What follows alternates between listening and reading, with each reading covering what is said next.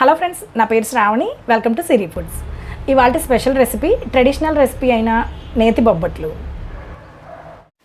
నేతి బొబ్బట్లని చాలా పర్ఫెక్ట్గా, చాలా సింపుల్గా ఎలా తయారు చేసుకోవాలో ఈ వీడియోలో చూపిస్తాను. ఫస్ట్ టైం చేసేవాళ్ళు కూడా ఈ వీడియో చూస్తే చాలా పర్ఫెక్ట్గా తయారు చేసేయగలుగుతారు.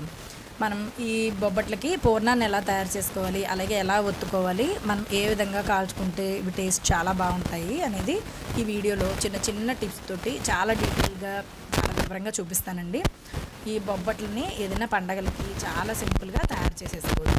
నేతి బొబ్బట్లు తయారు చేసుకోవడానికి ముందుగా ఒక బౌల్ తీసుకోండి. దాంట్లోకి 2 కప్పుల మైదా పిండిని తీసుకోండి. ఎక్కువగా బొబ్బట్లకి మైదా పిండినే వాడతారండి. మీకు ఇష్టం లేకపోతే గోధుమ పిండినైనా కూడా తీసుకోవచ్చు.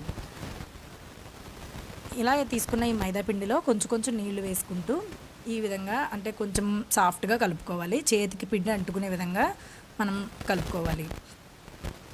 ఇలా కలిపిన తర్వాత 2 టేబుల్ స్పూన్ల నూనెను వేసి ఆ మైదా పిండిని మరలా కలుపుకోవాలి. ఇక్కడ చూపిస్తున్న విధంగా మర్దన చేస్తున్నట్లుగా కలుపుకోవాలి.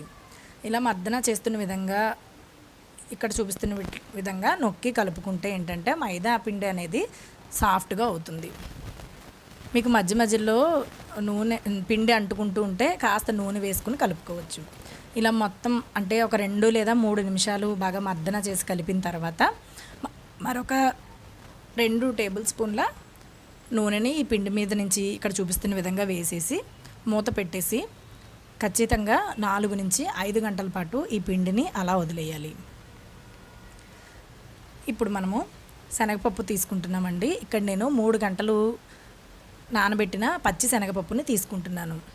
దీన్ని నీళ్లు వంపేసి పచ్చి శనగపప్పుని కుక్కర్లోకి తీసుకోండి. 1 కప్పు శనగపప్పుకి 2 కప్పులు నీళ్లు వేసేసి కుక్కర్కి మూత పెట్టేసి విజిల్ పెట్టి మంటను మీడియం ఫ్లేమ్లో పెట్టుకుని 5 విజిల్స్ వచ్చేంత వరకు ఉడికించుకోండి. అంటే మనకి పప్పు అనేది చాలా మెత్తగా ఉడికిపోవాలి.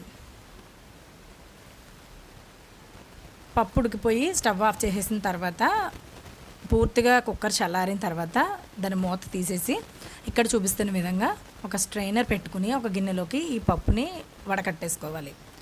నీళ్ళన్నీ సెపరేట్ అయిపోవాలండి. కొంచెం కూడా నీళ్ళు ఉండకూడదు. ఇప్పుడు ఈ పప్పుని మిక్సీ జార్లోకి వేసుకుని మెత్తగా మిక్సీ పట్టుకోవాలి. నీళ్ళు ఉంటే కనుక పూర్ణం పలచన అయిపోతుందండి. ఈ పూర్ణం తయారు చేసుకోవడానికి ఈ పచ్చిశనగపప్పుని వాడుతున్నాము.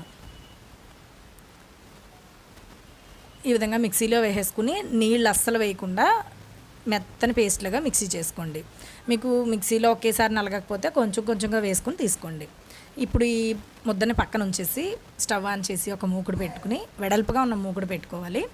1 టేబుల్ స్పూన్ నెయ్యి వేసి అది కొంచెం వేడైన తర్వాత 1.5 కప్పుల తురిమిన బెల్లాన్ని వేసుకోండి. నేను ఇక్కడ బెల్లం పౌడర్ని వాడుతున్నాను. ఈ విధంగా ఒక్కసారి కలిపేసిన తర్వాత 2 టేబుల్ స్పూన్ల నీళ్ళను వేసుకోండి. ఎక్కువ నీళ్ళు వేసుకోవద్దు. జస్ట్ ఆ బెల్లం కరగడానికి కొంచెం వేస్తున్నాను. బెల్లం ఏమీ పాకం రావాల్సిన అవసరం లేదండి. జస్ట్ అలా బెల్లం కరిగితే సరిపోతుంది. మంటని మీడియం ఫ్లేమ్లో పెట్టుకుని ఈ బెల్లాన్ని కరిగించుకోండి. నేను ఇక్కడ తీసుకున్న బెల్లాన్ని బట్టి మీకు ఈ కలర్లో కనిపిస్తుందండి. ఈ బెల్లం అనేది మాడిందంటే మొత్తం బొబ్బట్టు టేస్ట్ అంతా మారిపోతుందండి. అందుకని నిదానంగా కలుపుకుంటూ మీడియం ఫ్లేమ్లో పెట్టుకుని మాత్రమే చేసుకోవాలి.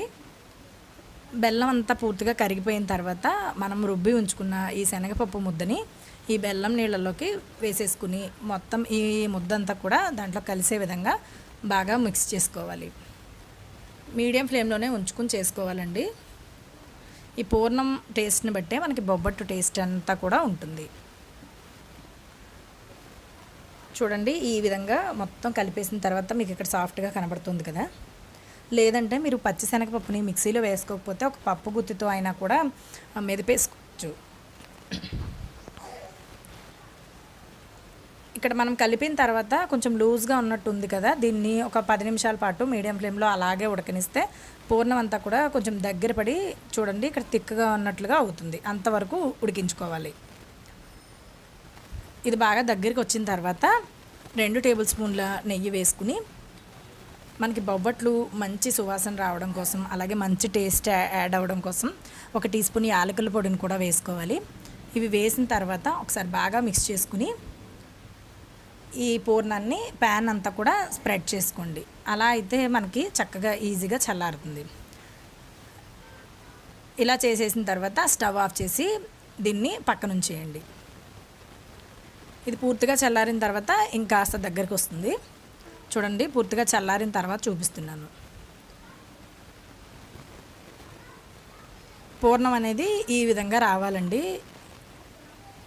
బాగా గట్టిగాను కాకుండా బాగా పలచగాను కాకుండా ఈ విధంగా రావాలి. అంటే మనం ఉండ చేసుకోవడానికి వీలుగా ఉండాలి.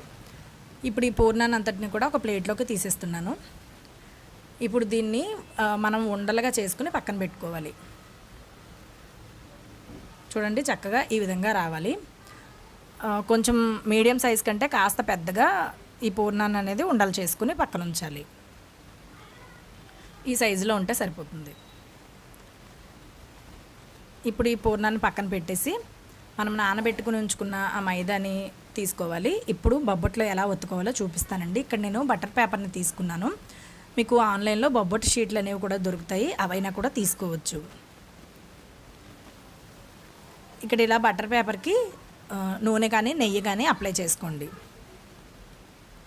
ఇప్పుడు మనం ఈ మైదాని తీసుకుంటే మనం తీసుకున్న మైదా అనేది పూర్ణం కంటే చిన్నగా ఉండాలి, అంటే తక్కువగా ఉండాలి. పూర్ణం ఉండ కాస్త పెద్ద సైజులో ఉండాలి. అప్పుడు మనకి బొబ్బట్టు అనేది పర్ఫెక్ట్గా వస్తుంది. పూర్ణం చివరి వరకు కూడా వస్తుంది.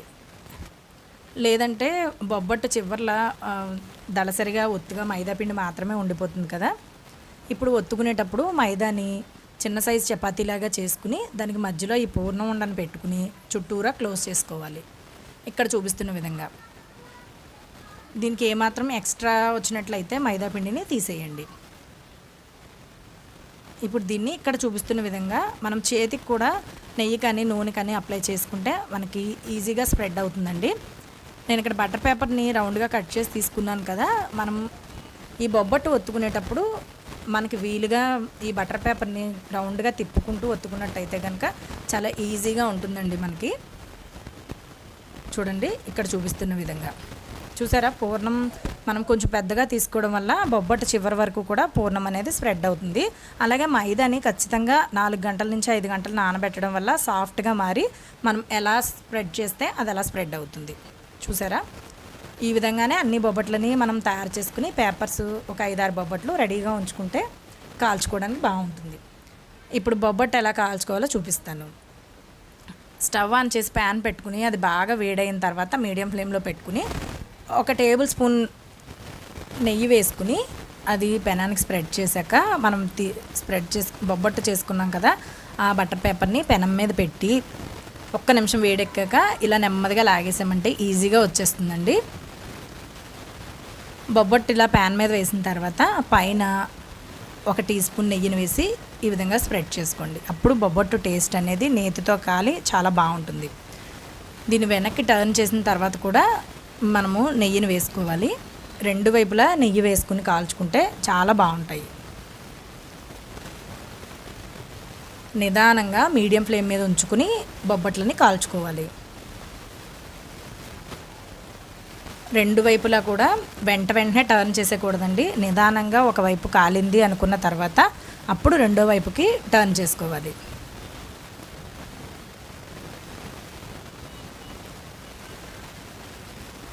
రెండు వైపులా కూడా బాగా కాలిన తర్వాత అప్పుడు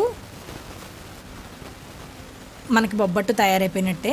దీన్ని వేరొక ప్లేట్లోకి తీసేసుకోవచ్చు. ఇలాగే మనం ఒత్తుకున్న బొబ్బట్లన్నిటినీ కూడా నిదానంగా కాల్చుకొని తీసుకోవాలి.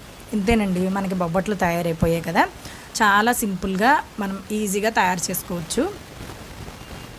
మనం వాడుతున్న బెల్లాన్ని బట్టి రంగు అనేది వస్తుందండి. ఇంతేనండి, నేను చేసిన బొబ్బట్లన్నీ కూడా తయారైపోయాయి కదా. ఈ వీడియో చూసి మీరు ఇంట్లో ట్రై చేస్తే మీకు ఎలా వచ్చాయి అనేది నాకు తప్పకుండా కమెంట్ సెక్షన్లో రాసి తెలియచేయండి.